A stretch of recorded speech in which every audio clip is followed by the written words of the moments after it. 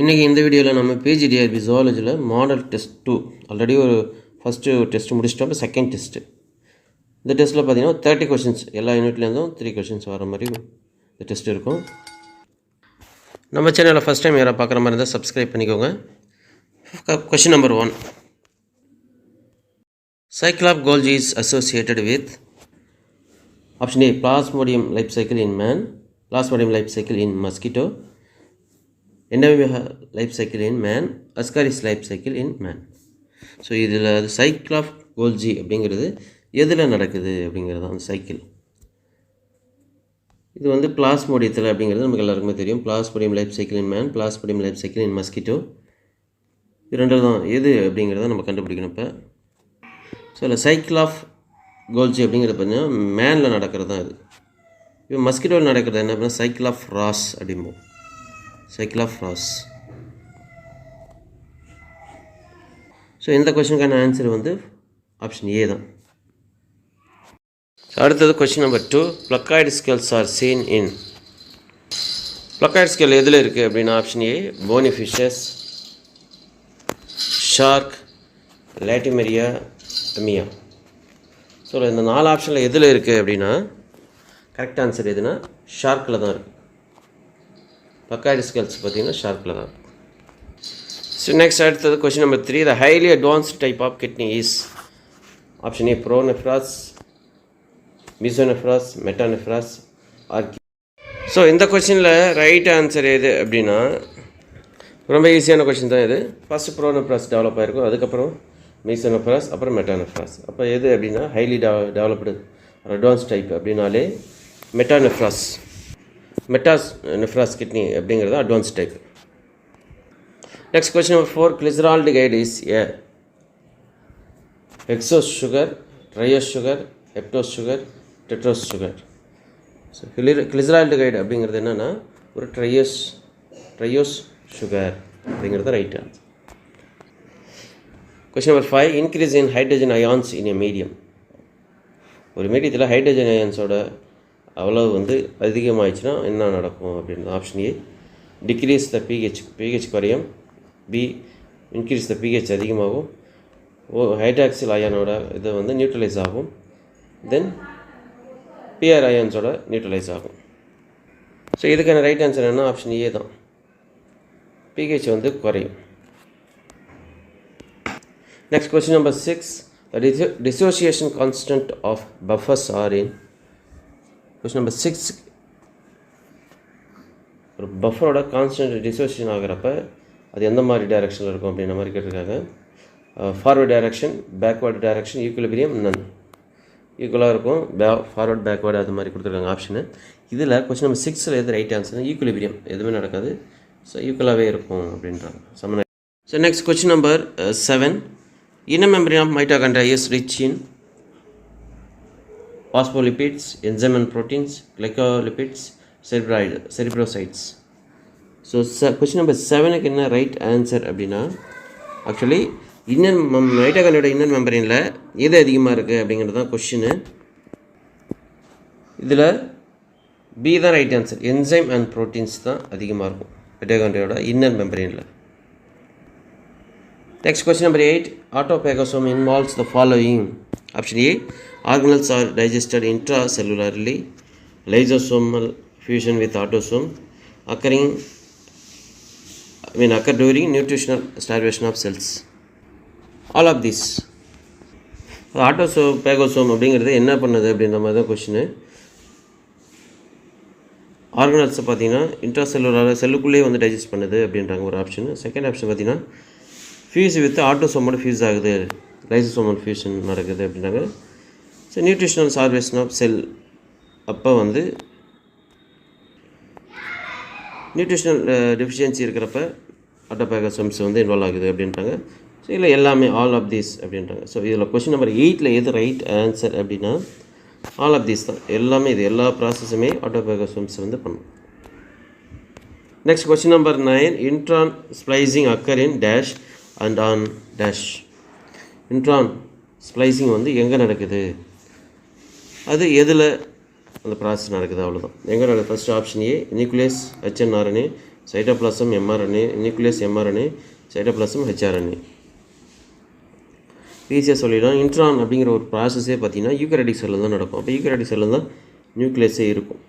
So அது எங்கே நடக்குது அப்படின்னா எதில் hRNA-வா mRNA-வா அப்படின்னு பார்த்தீங்கன்னா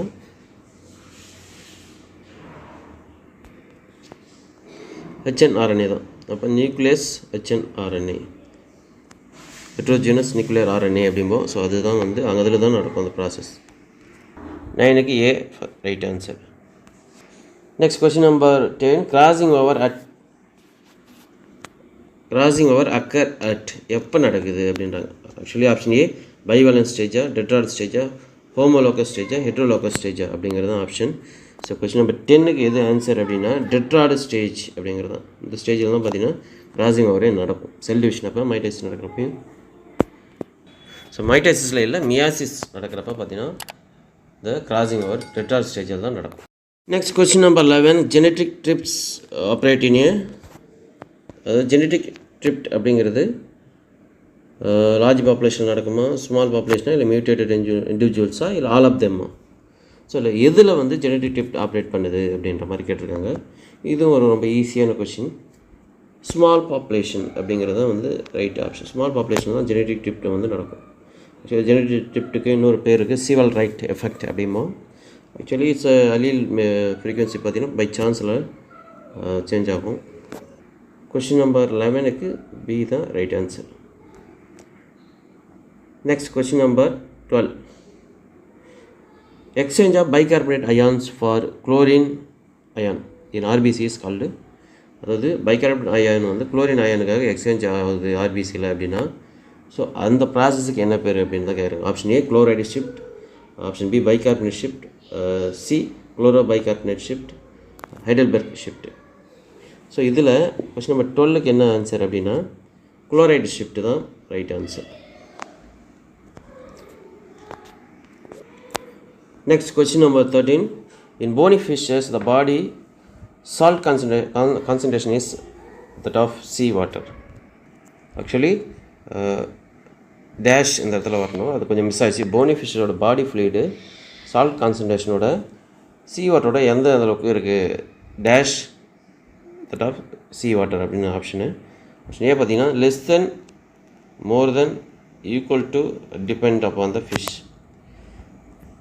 போனி ஃபிஷ்ஷில் பாடி ஃப்ளூயிடோட சால்ட் கான்சன்ட்ரேஷன் வந்து சீ வாட்டருக்கும் எந்த அளவுக்கு இருக்கும் அப்படின்னா கொஸ்டின் நம்பர் 13 பார்த்தீங்கன்னா ஆப்ஷன் ஏ தான், ஹைப்போ அஸ்மாட்டிக் கண்டிஷனில் இருக்கும். அதுக்கு பேர் தான் லெஸ் தென், சீ வாட்டரோட லெஸ் தென்னாக இருக்கும். 13க்கு ஆப்ஷன் ஏ தான் right. Next question number 14. The rate of production of RBC is under the control of. Actually RBC production பாடியில் யார் கண்ட்ரோல் பண்ணலாம், அவ்வளோதான். ஸோ இதில் ஹார்மோன் பாடியில் ப்ரொடியூஸ் ஆகும். அது எந்த ஹார்மோனா, எரித்ரோபைட்டினா, எரித்ரோலிஸா, எரித்ரோஜனா, எரித்ரோஜெனினா? ஸோ இது ரொம்ப ஈஸியான கொஸ்டின். எரித்ரோபைட்டின் அப்படிங்கிறது தான் ஆர்பிசி ப்ரொடக்ஷனை வந்து இன்ஃப்ளூயன்ஸ் பண்ணும், கண்ட்ரோல் பண்ணும். ஸோ இதுதான் ரைட் ஆன்சர். ஆப்ஷன் ஏ தான் right. So next question number 15. The formation of reserve food material in the worm is called. Reserve food material வந்து ஓவத்தில் எங்கே ஃபார்ம் ஆகுது, அந்த ப்ராசஸுக்கு என்ன பேர் அப்படின்னு கேட்டிருக்காங்க. Option A accumulation, B gluconeogenesis, vitellogenesis, proteogenesis. So vitellogenesis or வைட்டலோஜெனிசிஸ்மாங்க. ஸோ இதுதான் இந்த ப்ராசஸ் பேர் தான். ரிசர்வ் ஃபுட் மெட்டீரியல் ஃபார்ம் ஆகிற ப்ராசஸ்க்கு பேர் வந்து விட்டலோஜெனிசிஸ் ஓவத்தில். Next question number 16. Superficial cleavage is seen in option A insect, mollusc, teleost, birds. So question number 16க்கு என்ன ஆன்சர் அப்படின்னா இது ஈஸியான கொஸ்டின். இது அந்த மாதிரி சூப்பர்ஃபிஷியல் கிளீவேஜ்னால இன்செக்ட் தான். இது kind of centrolecithal அப்படிலாம் சொல்லுவோம். ஸோ இதில் தான் பார்த்தீங்கன்னா சூப்பர்ஃபிஷியல் கிளீவேஜ் நடக்கும். Next 17. Nourishment to the embryos provided by. Actually எம்ப்ரியோவுக்கு வந்து நியூட்ரியன்ட் சப்ளை எது வழியாக நடக்குது, அவ்வளோதான் question. Option A amnion, chorion, yolk sac, allantois அப்படிங்கிறது தான் இது. ஆக்சுவலி இது எல்லாமே எக் மெம்பரின்ஸ். எந்த மெம்பரின்ஸ் வழியாக நரிஷ்மெண்ட் வந்து சப்ளை ஆகுது எம்ப்ரியோக்கு அப்படிங்கிறது தான் கொஸ்டின். ஸோ இது ஆப்ஷன் சி தான் ரைட் ஆன்சர், யோக்சாக் வழியாக தான். Next question number 18. Antibody that involve இந்த மியூக்கோசல் இம்யூனிட்டிஸ். எந்த ஆன்டிபாடி வந்து மியூக்கோசல் இம்யூனிட்டி ப்ரொவைட் பண்ணுது? Option A antibody alpha, gamma, epsilon, delta. Immunoglobulin alpha epsilon delta. இதில் எது ரைட்டு அப்படின்னா கொஸ்டின் நம்பர் 18க்கான ரைட் ஆன்சர் வந்து ஆல்பா தான். ஸோ இதுதான் பார்த்தா மியூக்கோசல் இம்யூனிட்டியை ப்ரொவைட் பண்ணும். Next question number 19. Example for sedimentary cycle is option A phosphorus cycle, B sulphur cycle, both A and B none. So sedimentary cycle அப்படிங்கிறது இதில் எது அப்படின்னா பாஸ்பரஸா சல்ஃபரா இல்லை ரெண்டுமேவா அப்படின்னு பார்த்தீங்கன்னா so both A and B தான். ரெண்டுமே பார்த்தீங்கன்னா செடிமெண்ட்ரி சைக்கிள் தான். ஸோ கொஸ்டின் நம்பர் 19க்கு both cycle. Next question number 20. Pyramid that represent a numerical relationship between different trophic levels of food chain is called. அதாவது ஒரு பிரமிடு பார்த்திங்கன்னா numerical relationship between different traffic levels. நிறையா பார்த்திங்கன்னா ஒரு different traffic லெவலுக்கு இடையில் பார்த்திங்கன்னா ரிலேஷன்ஷிப் நிறையா இருந்துச்சு அப்படின்னா ஃபுட் செயின் அது எதை ரெப்ரசென்ட் பண்ணுது அந்த பிரமிடு அப்படின்னா பிரமிட் ஆஃப் மாஸ் நம்பரா, பிரமிட் ஆஃப் பயோமாஸா, பிரமிட் ஆஃப் எனர்ஜியா, நன் அப்படின்னு பார்த்தீங்கன்னா ஸோ பிரமிட் ஆஃப் எனர்ஜி அப்படிங்கிறது தான் right answer. Next question number 21. The following one is not an example of for vestigial organ. Vestigial organ இல்லாத எது அப்படின்னு கேட்டிருக்காங்க. வெஸ்டிஜியல் ஆர்கனாலே நமக்கு தெரியும். ஸோ இது வந்து நான் ஃபங்க்ஷனல் ஆர்கன் அப்படிம்போம். So option A pyramidalis muscle, epiglottis, appendix, coccyx, nictitating membrane. So எது அப்படின்னு பார்த்தீங்கன்னா கொஸ்டின் நம்பர் 21க்கு ரைட் ஆன்சர் அப்படின்னா எபிக்ளாட்டிஸ் தான். இது வந்து நாட் ஏ வெஸ்டிஜியல் ஆர்கன். இது பார்த்திங்கன்னா ஃபங்க்ஷனல். எபிக்ளாட்டிஸ் பார்த்திங்கன்னா ட்ரக்கியாவில் இருக்கும். ஸோ இது ஃபங்க்ஷனல் ஆர்கன் இது. ஸோ மீதி மூணுமே என்னன்னா வெஸ்டிஜியல் ஆர்கன், நான் ஃபங்க்ஷனல் அப்படின்னு. அப்போ இது மட்டும் தான் ரைட் ஆன்சர், ஏன்னா இது வந்து வெஸ்டிஜியல் ஆர்கன் இல்லை. Next question number 22. Hardened impressions made by animals are called. அது இம்ப்ரெஷனை வந்து அனிமல் உருவாக்குது இல்லையா, அதில் வந்து இந்த ஃபாசில் டைப்பில் எந்த மாதிரி fossils? Cast, actual remains, mould, none. இதுக்கான ஆன்சர் என்ன அப்படின்னா மோல்டு தான். ஸோ இதுதான் பார்த்தீங்கன்னா இம்ப்ரெஷன் மேட் பை அனிமல்ஸ். இதுதான் என்ன சொல்லுவோம், மோல்டு அப்படிம்போம். சி தான் கொஸ்டின் நம்பர் 22க்கு right answer. Next 23. Match the correct order.